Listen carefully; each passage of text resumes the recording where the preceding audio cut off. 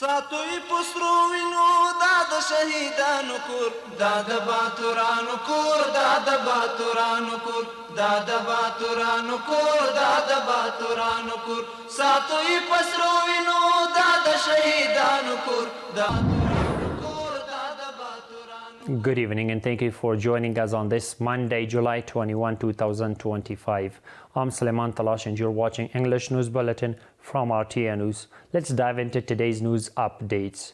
The spokesperson for the Islamic Emirate of Afghanistan, Maulavi Zabihullah Mujahid, in an official statement, strongly condemned Israel's blockade and starvation of civilians in Gaza, the use of aid as a trap, and the relentless bombings of women and children. The statement highlighted that hundreds of thousands of Muslims in Gaza remain under the brutal aggression of the Israeli Zionist regime, enduring a severe hunger, thirst, diseases, and barbaric bombardment. The Islamic Emirate called on all Muslim countries and other influential entities to urgently facilitate the delivery of humanitarian aid to the oppressed children and women of Gaza.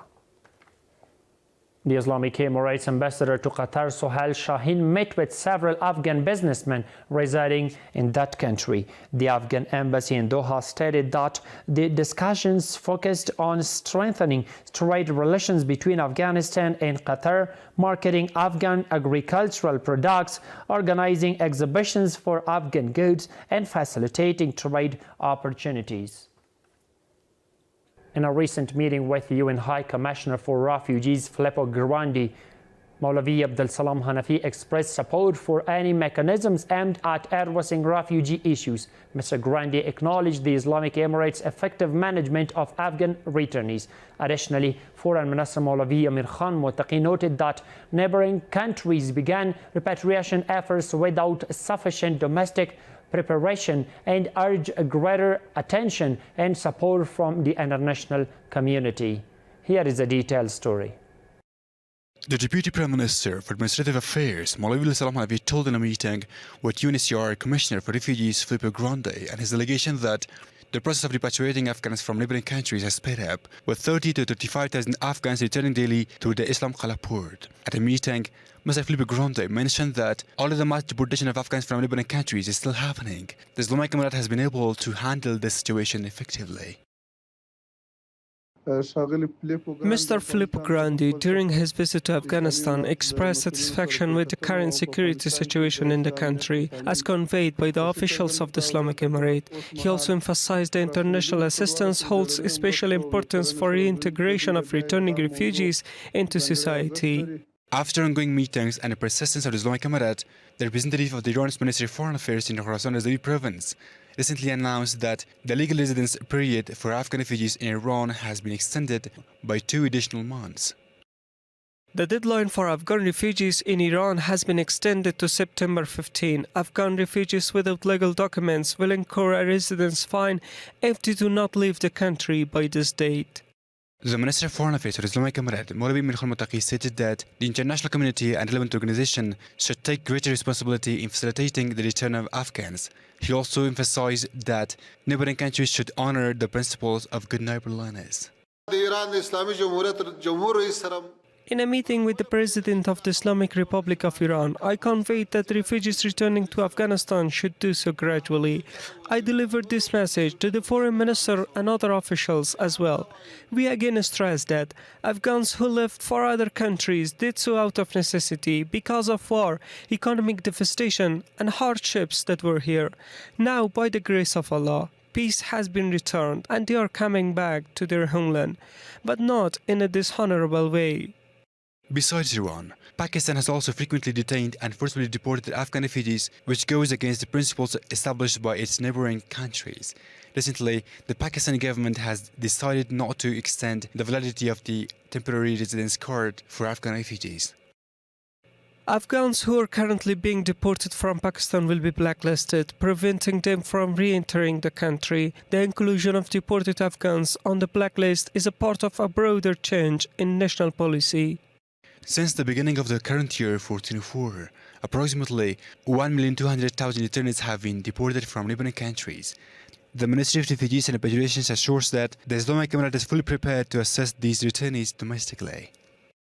A meeting was held between Hayatullah Mahajir Farahi, Deputy Minister of Publications, Maulavi Qudratullah Jamal, Deputy Minister for Tourism, Finance and Administrative Affairs, Hidayatullah Hidayat, Deputy of National Radio and Television, the President of the Union of Industrialists, and several union members. The Deputy Ministers assured their commitment to resolving the media-related challenges faced by industrialists. They emphasized that another session will soon be held at the National Radio and Television for public awareness. The purpose will be to enhance public awareness and recognition of the industrialist activities and to highlight their economic, productive and social roles in society.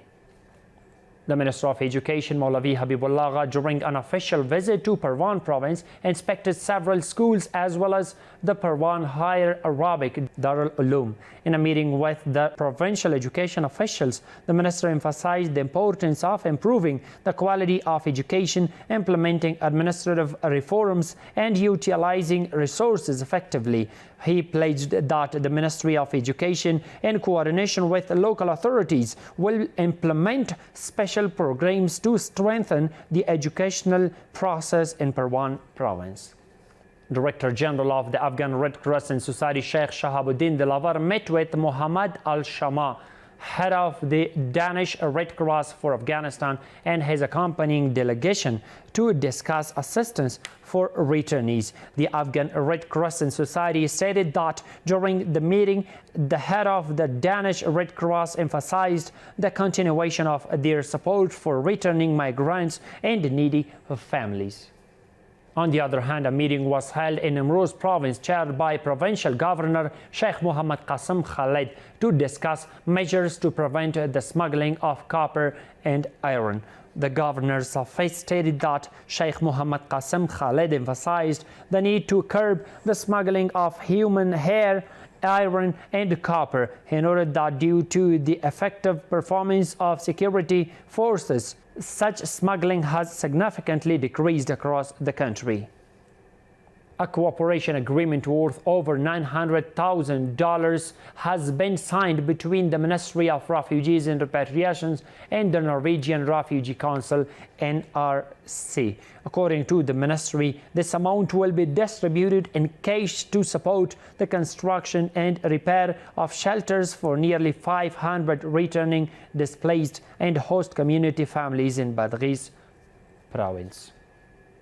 The sub-campaign for polio vaccination officially started today across 19 provinces of the country. Sharafat Zaman Ammar Khail, spokesperson for the Ministry of Public Health, stated that during this 4-day campaign, approximately 7.3 million children under the age of 5 will be vaccinated. The construction of the Yahya Khel irrigation dam has started in the Baraki Barak district of Logar province with a budget of $88,000. According to the Ministry of Energy and Water, upon completion, the dam will help irrigate thousands of acres of agricultural land. And the final one reads that over the past few days, 77 individuals have been arrested from various districts of Kabul city on charges related to the production, use and trafficking of narcotics. From the arrested individuals, authorities have seized 15,547 narcotic pills, 288 liters of alcoholic beverages, more than 6 kilograms of cannabis and various other narcotic substances. Meanwhile, in Farah province's Bakwa district, 2 factories involved in the processing and production of narcotics were destroyed, along with various narcotic substances and materials used in drug manufacturing during operations. In another report, during operations in Sangin and Naumesh districts of Helmand province, 1,290 kilograms of opium were discovered and destroyed. That's all for tonight. Stay tuned to the latest news updates from RTA News. Thank you for watching. Have a good night. ساتوی پسرو وینو دا د شهیدانو کور دا د باتورانو کور دا د باتورانو کور دا د باتورانو کور دا د باتورانو کور ساتوی پسرو وینو دا د شهیدانو کور دا